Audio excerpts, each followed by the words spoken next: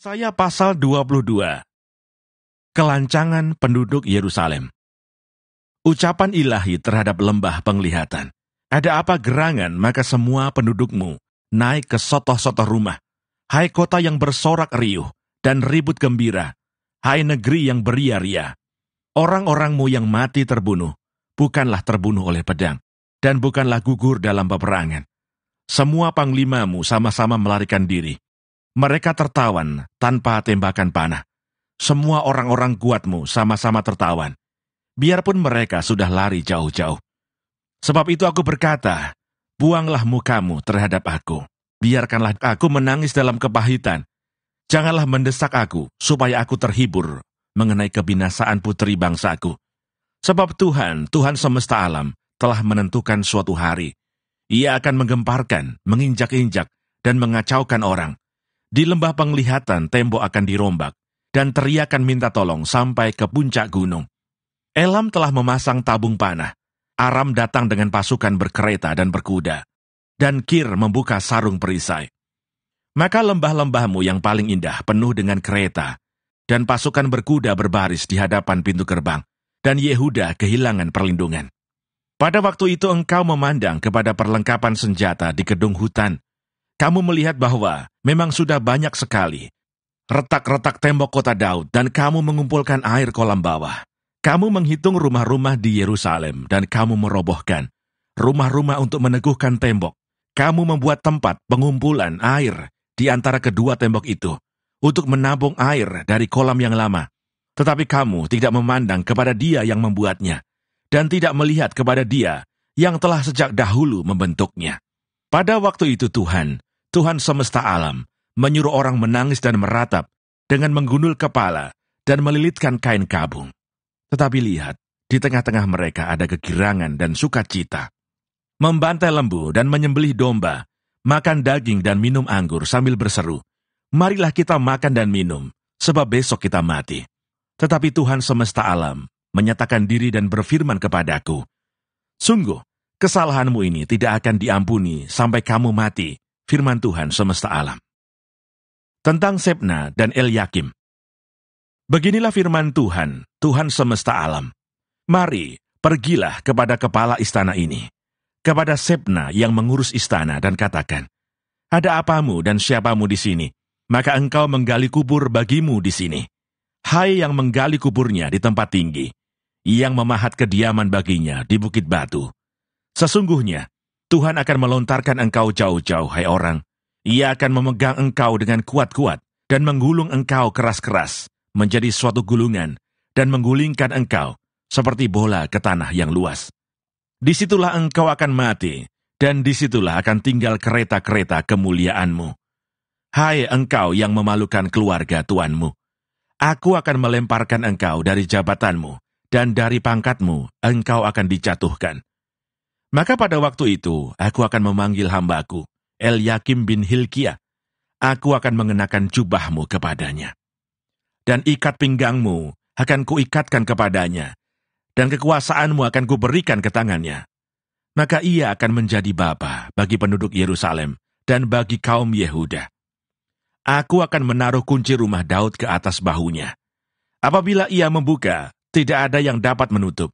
Apabila ia menutup, tidak ada yang dapat membuka. Aku akan memberikan dia kedudukan yang teguh, seperti gantungan yang dipasang kuat-kuat pada tembok yang kokoh. Maka ia akan menjadi kursi kemuliaan bagi kaum keluarganya. Dan padanya akan digantungkan segala tanggungan kaum keluarganya, tunas dan taruk, beserta segala perkakas yang kecil, dari piring pasu sampai periuk belanga. Maka pada waktu itu demikianlah firman Tuhan semesta alam. Gantungan yang dipasang kuat-kuat pada tempat yang kokoh itu tidak akan kuat lagi, sehingga patah dan jatuh, dan segala tanggungannya itu hancur, sebab Tuhan telah mengatakannya. Yesaya pasal 23. Ucapan ilahi terhadap Tirus dan Sidon. Ucapan ilahi tentang Tirus. Merataplah hai kapal-kapal Tarsis, sebab Tirus sudah rusak, tiada lagi rumahmu atau pangkalanmu. Ketika mereka masih di negeri orang Kitim, telah dinyatakan hal itu kepada mereka. Berdiam dirilah, hai penduduk tanah pesisir, hai saudagar Sidon, suruhan-suruhanmu mengarungi laut, dan berlayar di samudera besar. Barang-barang yang dimasukkan ke Sidon ialah gandum dari Sihor dan panen daerah Nil, sehingga kota itu menjadi pasar bagi bangsa-bangsa. Taulah malu, hai Sidon, sebab benteng laut berbicara, katanya. Aku tidak pernah menggeliat sakit dan tidak melahirkan. Aku tidak pernah membesarkan anak-anak teruna dan tidak mengasuh anak-anak darah. Apabila kabar tentang Tirus itu sampai ke Mesir, mereka akan gemetar mendengarnya. Mengungsilah ke Tarsis, merataplah, hai penduduk tanah pesisir. Inikah kotamu yang beria-ria, yang asalnya dari zaman purbakala? Orangnya telah melawat ke tempat yang jauh untuk merantau ke sana. Siapakah yang memutuskan ini atas Tirus, kota yang pernah menghadiahkan mahkota, yang saudagar-saudagarnya, pembesar-pembesar, dan pedagang-pedagangnya, orang-orang mulia di bumi? Tuhan semesta alam yang telah memutuskannya untuk mematahkan kesombongan, untuk menghinakan segala yang permai, dan semua orang mulia di bumi. Kerjakanlah ladangmu seperti di tepi sungai Nil. Hai putri Tarsis, sudah tidak ada lagi galangan-galangan kapal. Tuhan telah mengacungkan tangannya terhadap laut dan membuat kerajaan-kerajaan gemetar. Ia telah memberi perintah mengenai Kanaan untuk memusnahkan benteng-bentengnya. Dan ia telah berfirman, engkau tidak akan beria-ria lagi. Hai anak dara yang digagahi, hai putri Sidon, bangkitlah, mengungsilah kepada orang Kitim. Di sana pun juga tidak akan ada tempat yang senang bagimu. Lihat negeri orang Kasdim, bangsa itulah yang melakukannya, bukan orang Asyur. Mereka telah menyerahkan Tirus kepada binatang-binatang gurun. Mereka telah mendirikan menara-menara pengepungan, dan telah meratakan puri-puri kota itu, dan membuat kota itu menjadi reruntuhan. Merataplah, hai kapal-kapal Tarsis, sebab sudah dirusakkan bentengmu.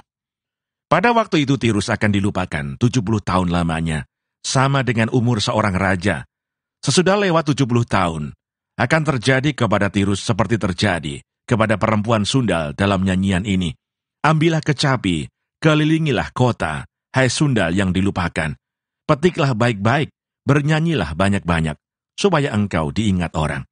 Dan sesudah lewat 70 tahun, Tuhan akan memperhatikan Tirus, sehingga ia kembali mendapat upah sundalnya, dan ia akan bersundal dengan segala kerajaan yang ada di muka bumi. Labanya dan upah sundalnya akan kudus bagi Tuhan, tidak akan ditahan atau disimpan, tetapi dengan labanya itu akan disediakan makanan yang cukup dan pakaian yang indah bagi orang-orang yang diam di hadapan Tuhan. Yesaya pasal 24. Nubuat tentang akhir zaman. Bumi dihancurkan. Sesungguhnya, Tuhan akan menanduskan bumi dan akan menghancurkannya, akan membalikkan permukaannya dan akan menyerakkan penduduknya. Maka seperti nasib rakyat, demikianlah nasib imam. Seperti nasib hamba laki-laki, demikianlah nasib tuannya. Seperti nasib hamba perempuan, demikianlah nasib nyonyanya. Seperti nasib pembeli, demikianlah nasib penjual. Seperti nasib peminjam, demikianlah nasib yang meminjamkan. Seperti nasib orang yang berhutang, demikianlah nasib orang yang berpiutang. Bumi akan ditanduskan setandus-tandusnya, dan akan dijarah sehabis-habisnya. Sebab Tuhanlah yang mengucapkan firman ini. Bumi berkabung dan layu. Ya, dunia merana dan layu. Langit dan bumi merana bersama. Bumi cemar karena penduduknya, sebab mereka melanggar undang-undang, mengubah ketetapan, dan mengingkari perjanjian abadi. Sebab itu sumpah serapa akan memakan bumi, dan penduduknya akan mendapat hukuman. Sebab itu penduduk bumi akan hangus lenyap, dan manusia akan tinggal sedikit. Air anggur tidak menggirangkan lagi. Pohon anggur merana, dan semua orang yang bersuka hati mengeluh. Kegirangan suara rebana sudah berhenti, keramaian orang-orang yang beria-ria sudah diam, dan kegirangan suara kecapi sudah berhenti. Tiada lagi orang minum anggur dengan bernyanyi. Arak menjadi pahit bagi orang yang meminumnya. Kota yang kacau riuh sudah hancur. Setiap rumah sudah tertutup, tidak dapat dimasuki. Orang menjerit di jalan-jalan karena tiada anggur. Segala sukacita sudah lenyap, kegirangan bumi sudah hilang. Yang terdapat dalam kota hanya kerusakan. Pintu gerbang telah didobrak dan runtuh. Sebab beginilah akan terjadi di atas bumi, di tengah-tengah bangsa-bangsa, yaitu seperti pada waktu orang menjolok buah zaitun. seperti pada waktu pemetikan susulan, apabila panen buah anggur sudah berakhir. Dengan suara nyaring mereka bersorak-sorai, demi kemegahan Tuhan mereka memekik dari sebelah barat. Sebab itu permuliakanlah Tuhan di negeri-negeri timur, nama Tuhan Allah Israel di tanah-tanah pesisir laut. Dari ujung bumi kami dengar nyanyian pujian, hormat bagi yang maha adil. Tetapi aku berkata, kurus merana aku, celakalah aku, sebab para penggarong menggarong. Ya, terus-menerus mereka melakukan penggarongannya.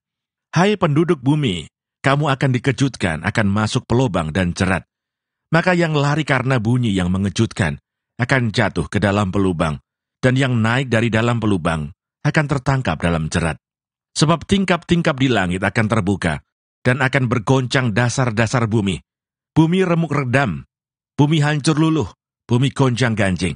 Bumi terhuyung-huyung sama sekali seperti orang mabuk, dan goyang seperti gubuk yang ditiup angin. Dosa pemberontakannya menimpa dia dengan sangat. Ia rebah dan tidak akan bangkit-bangkit lagi. Maka pada hari itu Tuhan akan menghukum tentara langit di langit, dan raja-raja bumi di atas bumi. Mereka akan dikumpulkan bersama-sama, seperti tahanan dimasukkan dalam liang. Mereka akan dimasukkan dalam penjara, dan akan dihukum sesudah waktu yang lama. Bulan purnama akan tersipu-sipu, dan matahari terik akan mendapat malu. Sebab Tuhan semesta alam akan memerintah di Gunung Sion dan di Yerusalem, dan ia akan menunjukkan kemuliaannya di depan tua-tua umatnya.